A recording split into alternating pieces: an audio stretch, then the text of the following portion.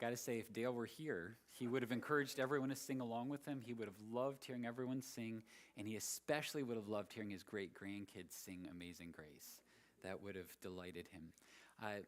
As I was talking to son-in-law Tim about planning this service, Tim had asked if I'd share a little bit, and then Tim's going to close out the time of witness by specifically giving witness to Dale's faith. And I was thinking about, I've been Dale's pastor, I have the privilege of being his pastor for about 6 years, and thinking about how in the world do you start to talk about Dale with all of his giftedness, and yet as I thought about him, I just kept coming back to one word: love.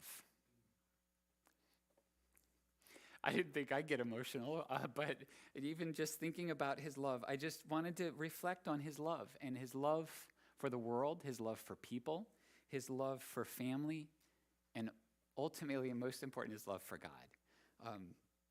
Starting with love for the world. Everyone that knows him knows that he lived a simple life. Grew up doing farming, didn't care about gadgets and stuff. His love for the world wasn't about love of material things. It was the fact that this world that God made is good. And because the world that God made is good, he loved it. He loved getting out hiking, and until his health got to the point where he couldn't, he still got out walking regularly. He loved farming. He loved how God made us so that we can explore and learn about the world. So his love of airplanes flows from the fact that he loves how God made this world, that we could study it and learn. And my understanding from talking to Dale, several of his sons spent their career as a pilot. You know, that flows from their dad's love of the world. So his love for the world, but even more so, his love for people. He loved the church, but he also loved the broader community. He loved the people in this church well. I'm sure he did that in every church he went to. He was always an example and a model for me. He was a retired elder. In our denomination, we call that elder emeritus. And most of the time when I go to visit him, I was showing up to read the scriptures and pray with him to be an encouragement to him. But there were times when I went by his apartment, not to visit him, but because I needed a visit. I needed to be able to talk to a father in the faith. I needed to be able to process something that I was struggling with as a pastor and a leader of the church. And I knew if I went by and Dale would listen, he'd have a part of God's word to share with me, and he would pray. And I always left encouraged. And he loved people well, and I know that many of you could share similar stories. His love wasn't just for people in the church. He loved everyone he met. Whenever I'd stop by where he lived, he couldn't walk 10 feet down the hall without stopping and having a conversation with whoever was walking by. He just loved whoever was in front of him. That's the kind of man that he was.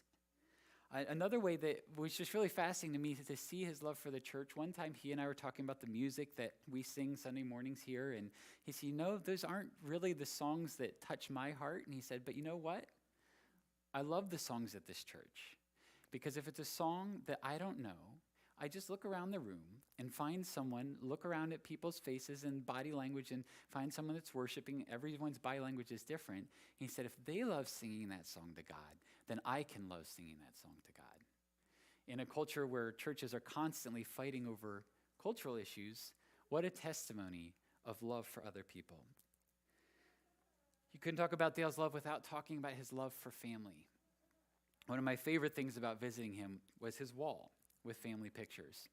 And you probably know this, but just in case you don't, and great-grandchildren, I want you to know this, that was surely a wall where he put up family to remember you because he loves you, but it was his prayer wall. So when he'd sit in his chair, as he looked at your pictures, and he looked at every single one of your pictures, he would pray for you because he loves you and he wanted God's blessing on your life. You know, love for family, you certainly couldn't talk about love for family without talking about his love for Nancy. I did not have the privilege of meeting her. I came here in 2015. But to the time, probably almost the last conversation I ever had with him, I rarely heard him say I. He said we. And he wasn't talking about himself and the person that was with him then. He was referring to himself and Nancy. And I heard him many times reflect on